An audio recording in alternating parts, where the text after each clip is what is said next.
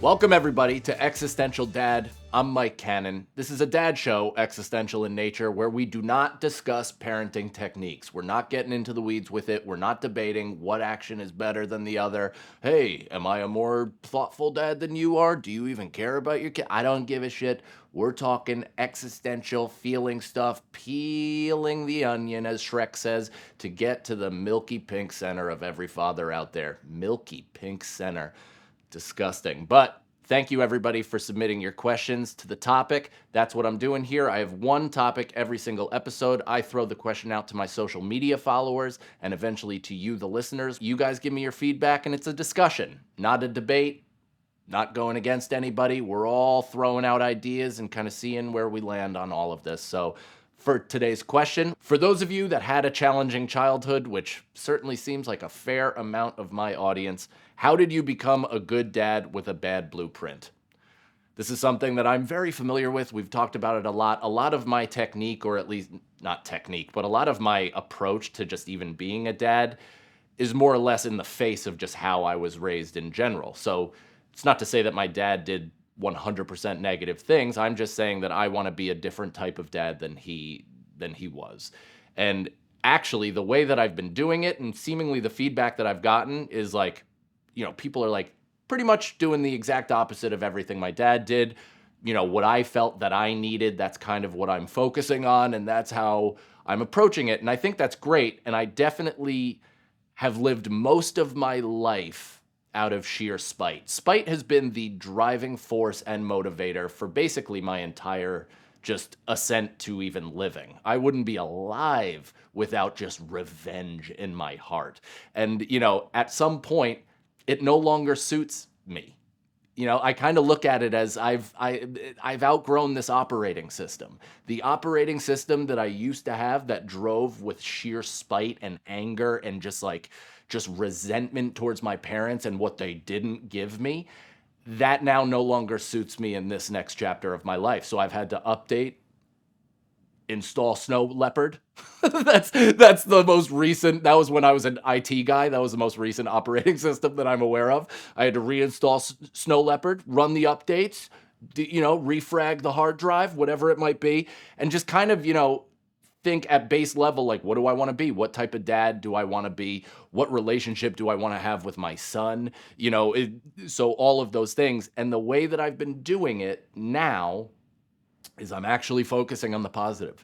I'm focusing on the things that my father gave to me, or at least the lessons that he imparted that I still remember and live by to this day.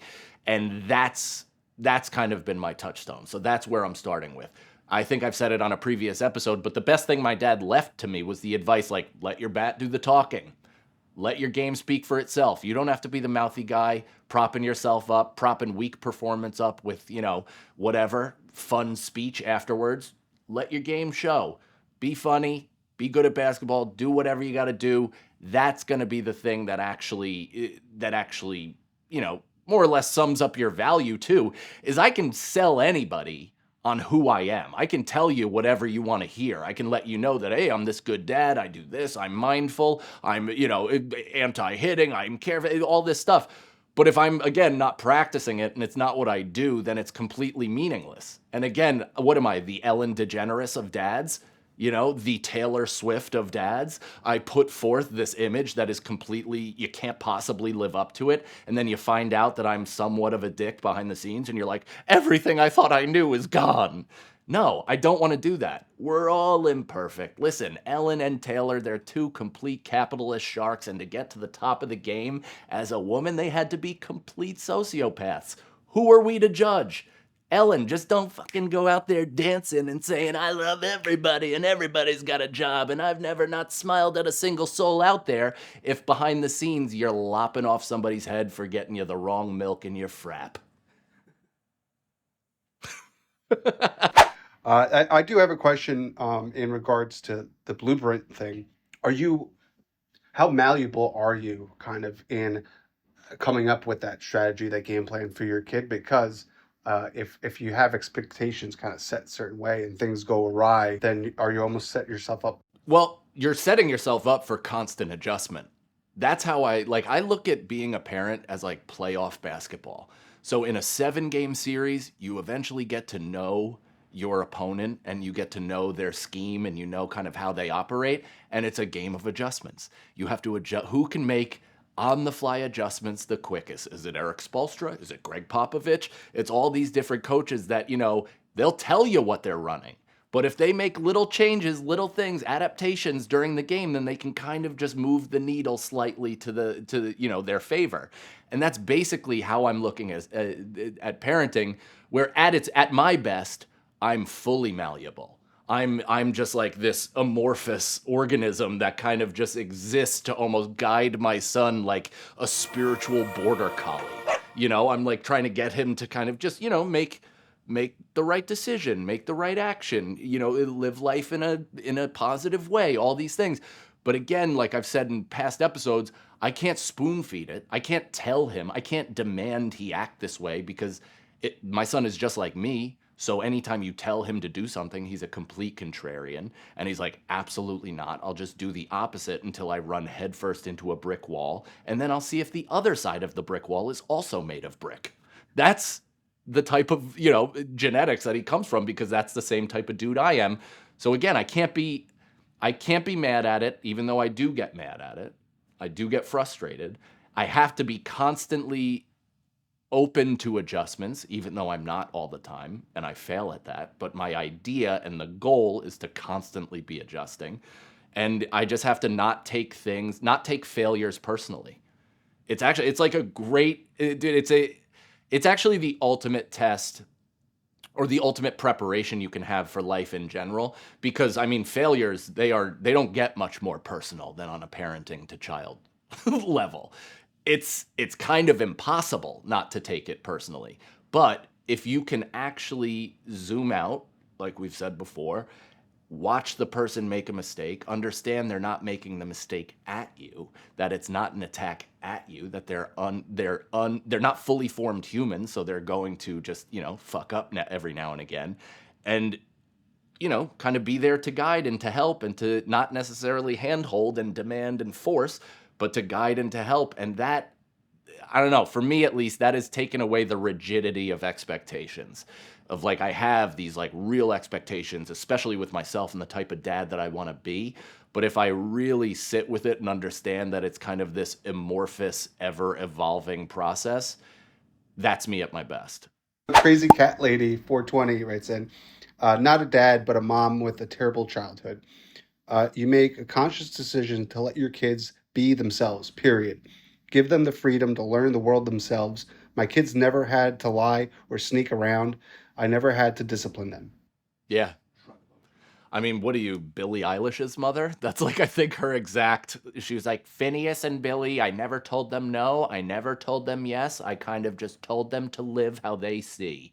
Then it's like two of the most successful musicians ever. And now parents are just like, how do I do that? It's like, no, they were born with it. Maybe it's Maybelline. But I think that's what a great point. Let your kids be themselves. My wife had to remind me of this yesterday, where my son has so much going on right now. He's at summer camp, having a great time with his friends, passed this deep water test. He has all these like big life things that to him are like huge moments. He came home with his deep water bracelet and was just like the most proud of himself that I've ever seen and it almost made me pass out from too much love. But like he's got that, he's got camp. He's got, his new brother is coming in a couple weeks. So he's got all of the excitement, nerves. He turned to my wife the other day and was like, everything is about to change, isn't it? And like that awareness from a kid that's not even yet 5 is, I mean, one, really, really impressive. I have no idea whether it's advanced or not. I don't care. It's just impressive. And it's also just like, it's heartbreaking because yeah, little buddy, everything is about to change. Not for the worse, but change is difficult for a lot of adults. And that's because at this point in their lives, the adults in their lives made change feel like a catastrophe.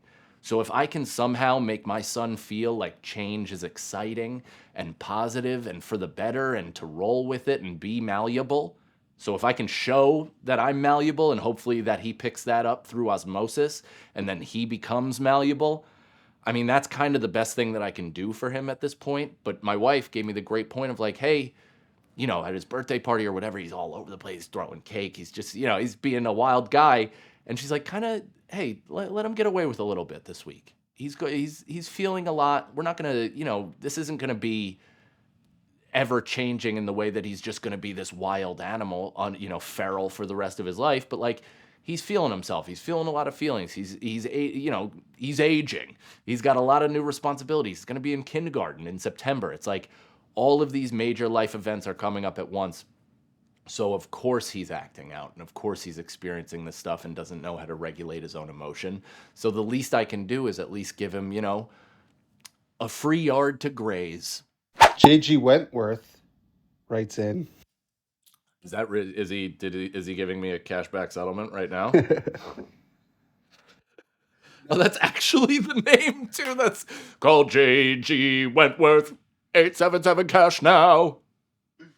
He writes in, I think that having a shitty dad taught me everything not to do.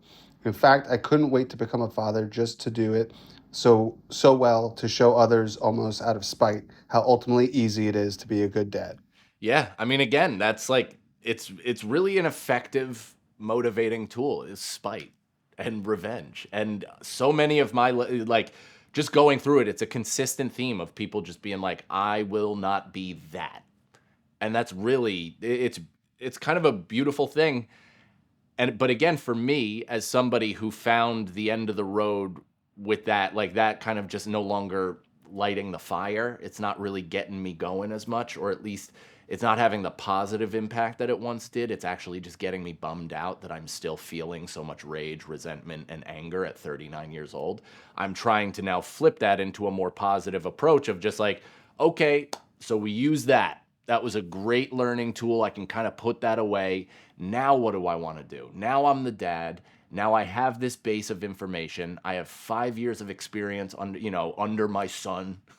He's basically been the president for the last term, so I've served under him. Now, what can I bring to the next table? How can I elevate my game? It's not about maintaining. It's not about being just a decent enough parent or a good enough parent. It's me wanting to be a great parent.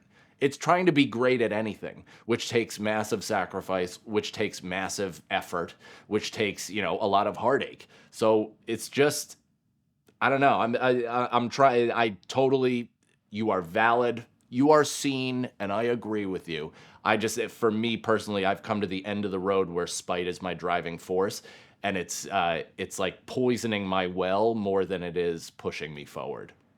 Brandon Rankin writes in, knowing how my dad prioritized and how it failed made two things clear. One, knowing and adhering to priorities, in parentheses, and having the ability to do so is maybe the most important thing. And two, his were wrong. His priorities were wrong. I mean, there you go. What a great way to then frame that, though, of just being like, okay, he definitely had priorities. He went after them. They just weren't the right ones. That's kind of that. What a what an interesting lesson of like, man, the bones were there. You know what wasn't? The circulatory system, the muscles, the blood, and everything else. But boy, were the bones there. And I think the interesting thing about this and not like taking what your parents did and doing the exact opposite, the thing that I'm struggling with right now, and I'm sure, if you're any kind of a thinker that ruminates over the same bullshit over and over and over again, you've probably thought the same. But like all the mistakes my parents made did get me to here. They did make me this self-aware. I'm haunted for sure, but they did make me into what I think is a pretty decent human being. I treat the people in my life really well. I treat my family really well. I treat the people that I work with really well. I'm kind. I'm definitely not a bad guy. So it's led me to a point where I'm like, you know, oh, there had to be almost something to it. Which is like, what is that? That's when you start to empathize with your kidnappers. Stockholm? Stockholm, yeah. Is that I don't know if that's it, if that's me trying to like take the good of trauma or abuse and, frame it positively, whatever. But it does mess with you a little bit where you're trying to basically change the whole system, but end up with a similar result. like a similar result with less self-hatred. Because I would love for my son to be a great guy, and I think I am, but I would really also love him to not be like haunted by the voices of people he can't see or even argue with. Because that's what I feel. I feel like I have just ancestors in my brain telling me what I'm doing is stupid and gay.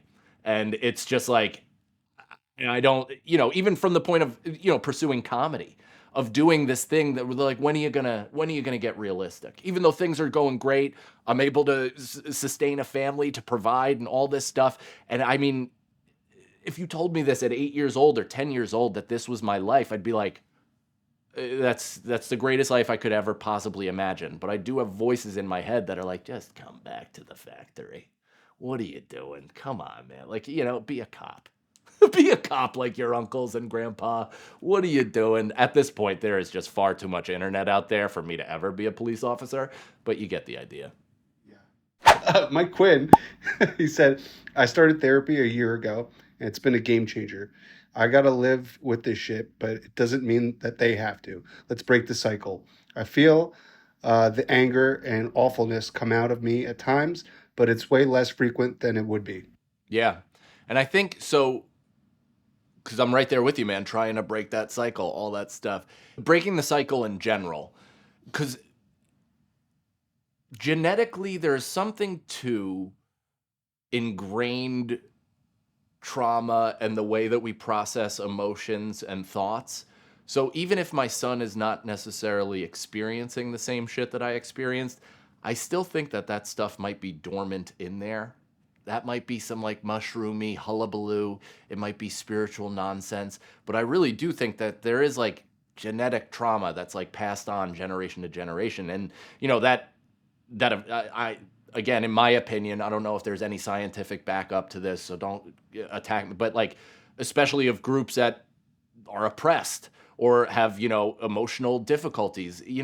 My mom always kind of told me that, of like, of Irish people and our inability to communicate, while she also was unable to communicate, but like, and feel freely, and to have these conversations and all that stuff. She's like, that is really potentially embedded in who we are as a people, and it's not necessarily passed on from parent to kid in a lesson or in a traumatic event.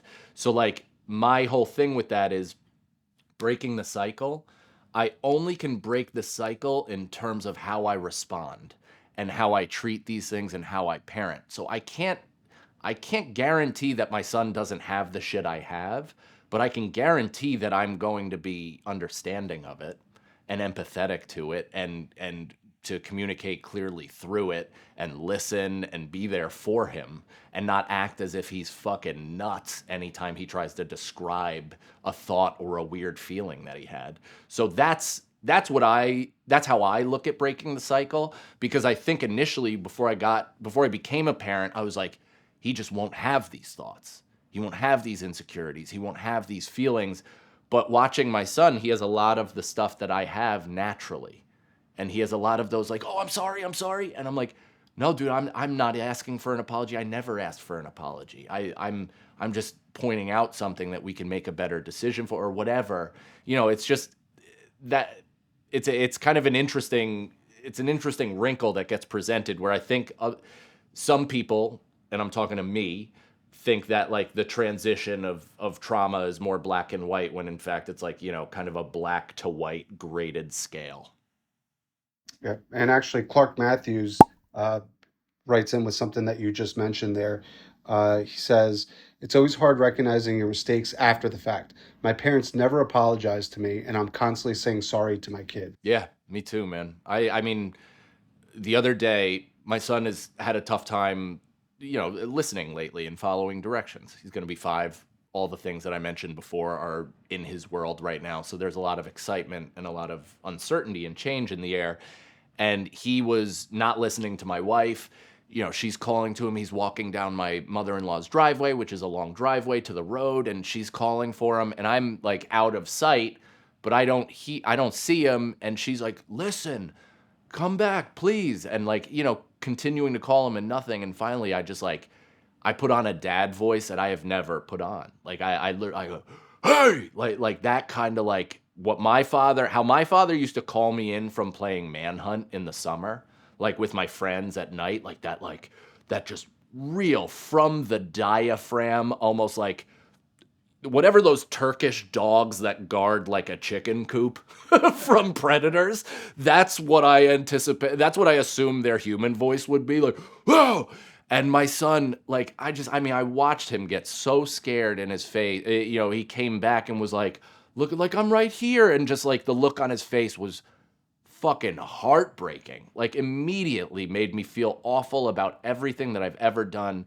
And instead of I know that my parents have doubled down in those situations, that when they see me upset, they're like, "No, actually, I'm now mad at you for making me feel bad for for making a mistake." And that is an impulse to defend against, an attack of feelings, but my immediate thing is to like drop down to his level and be like, "I'm sorry. I'm sorry. I shouldn't raise my voice like that. That was my mistake. You were out of my eye line." And I jumped to conclusions instead of actually going over there and seeing what was going on. So I made a mistake, and I make sure to apologize then, and then I also make sure to discuss later. Like once I think I talked about it on the show, but it's like having a conversation with your kid when they're in the middle of a freak out is like trying to talk to your friend when they're blackout. It's like there's no you have to, hey buddy, come on, like it's like, fucking you don't know anything. They're not even like speaking to what you're. They're not addressing your concerns. They're like, man, I'm fucking. You don't even know what I'm talking about. And you're like, well, no, I'm just saying the cab's here. And you're like, no, I put on my shoes twice today. And you're like, that's not what this is about. That's what having a conversation is sometimes in the heat of emotion with a kid. So I have it there. We had our moment where we, de-escalated, got it to a point, and then right before bed, I was like, "Hey, man, again, like that was an incorrect way for me to address you. That was an incorrect way for me to get your attention. I'm sorry. Let's both work on one, listen, one not making that threatening or whatever, that loud yell, and then two, also let's work on on listening and following up the first time, or even second time. I was like, hey man, I didn't listen attempts 1 through 20. I was like, so if we could get this to like 2 or 3, you're good with life too. If people only have to ask you twice, you're good. Even in corporate, you're fine. But like the problem is when it gets like beyond that, that's when you're going to run into some issues. So I think that follow up is also hugely important, at least for me, because it just like it gives us a place to talk about it without the noise of what just happened. George or Jorge Gennaro Mm-hmm. said, this is not me being funny, but I just did the exact opposite of what my parents did. I even went to therapy 1 year before we adopted our first kid to be sure I was aware of the ways I could pass on my own trauma and childhood mess, and then avoid doing just that. Growing up with alcoholic, pill popping, violent parents messed me up big time. I'm happy to say that my kids aren't perfect, but had a way better childhood than I did. There you go. That's the goal, right? Move the ball down the field just a little bit. And I mean, the foresight to go to therapy beforehand. That's yeah, man, that's courageous. Good shit. I really, I probably should have done that before my second kid got here, because just with all the stuff ramping up and everything going on, being hit by a car, 2 months ago, like that, I'm finding myself kind of dealing with the emotions of that more and more, as time goes on too. So I'm assuming that it's really like the full 360 gamut of emotions from that event will hit me as I'm holding my son for the first time. Like I'll just realize how close to death I actually came. But yeah, the ability to get out ahead of it, go to therapy, see, do what you need to do. At the very least, I'm going to do a mushroom trip. Matt Damon's son. A lot of reparenting, recognizing those old habits of childhood and purposely choosing to do something differently. Basically, trusting myself that I could do it better with more patience. It's so fucking hard, but the results and trust I have with my girls means I'm doing something right. Lastly, early on, I said, fuck the conventional man approach and was involved equally in everything my wife did, aside from breastfeeding. Uh, want my girls to see equal division of responsibilities, and there's no such thing as a mommy job or a daddy job. Yeah, I mean, that's awesome. And also exactly what I did as well. I mean, I did it probably in even a not smart way too, is I woke up every time my wife breastfed my son. We stayed up together where we probably could have alternated and been a bit more efficient and well rested throughout the day.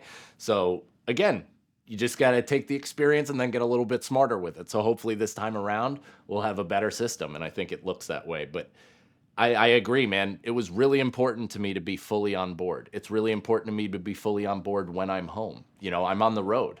And so that means I'm just a fucking a non help besides emotional support for my wife, 3 days a week sometimes. So that's like, that's big time guilt. I'm helping in the sense that I'm providing for my family, of course, but in terms of being there and present and being actual hands on deck.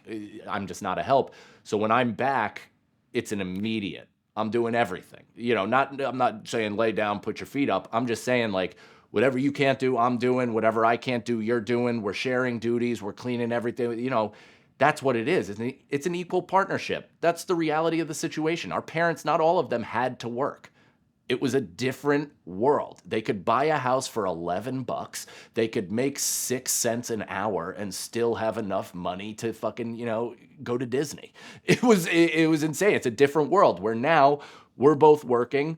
I have my own business. My wife has her own business. We're sharing responsibilities at home. We're sharing responsibilities in terms of providing. It's a way more amorphous, situation than it was when we were kid than it was when I was a kid. So I love that. And it is a lot of reparenting because I don't know, this goes hand in hand with the I'm sorry thing, but like reparenting yourself, even.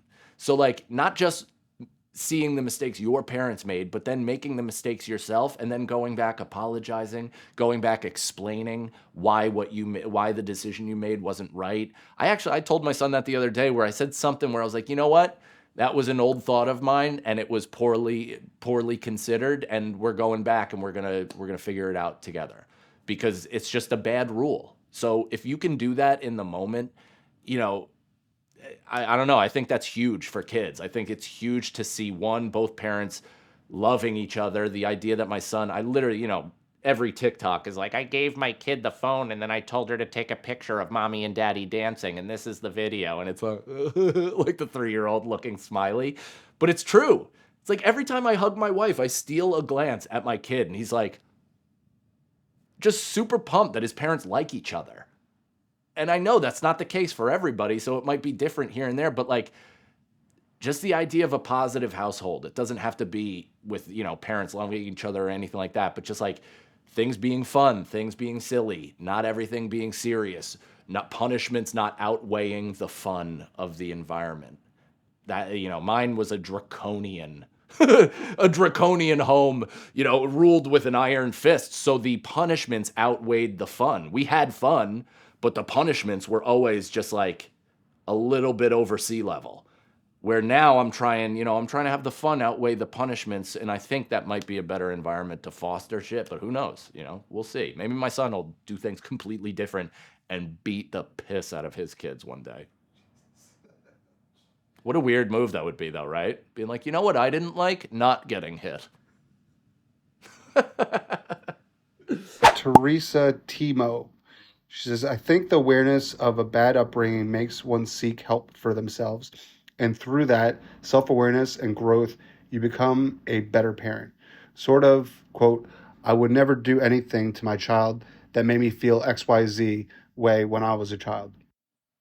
Yeah, I mean it's more in line with everything where it's you hope you hope that's the response, and that could be. It also could go the exact opposite way where, my parents got hit as kids and then they became parents and were like, well, at least I know exactly how to handle this. It's like they took their trauma as the blueprint instead of taking it as the, photo negative of what they should do.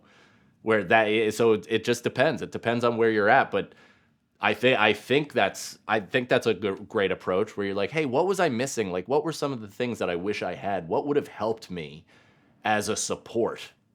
What could have propped me up? What could have made me better? And the funny thing is we're probably wrong about a bunch of shit. It's not even probably, we're definitely wrong about a bunch of shit. Shit we think would have benefited us is actually just coddling. So there's stuff that I might be completely wrong about. And, again, my son, it's a self correcting system where he'll get right the next time and all that. But I do know that my intentions will be positive, and I will vocalize the fact that I'm doing what I believe is best. And I'm open for debate. I'm open for him to have some ideas as well. And I can't, I'm listening to him. That's part of it too. Where it's like each person is coachable in a different way. So if what I'm doing for, my older son, it might not work for my younger son. They may have completely different personalities. So I'm going to have to cater it to what they respond to. And that's important, is to not be so fucking rigid that you're like, no, this is how I parent, this is what I do, and this is what I say, and you have to abide by that. And it's like, I don't know. I think hopefully I can, I haven't been a parent for that long, so these rules aren't really etched in anything.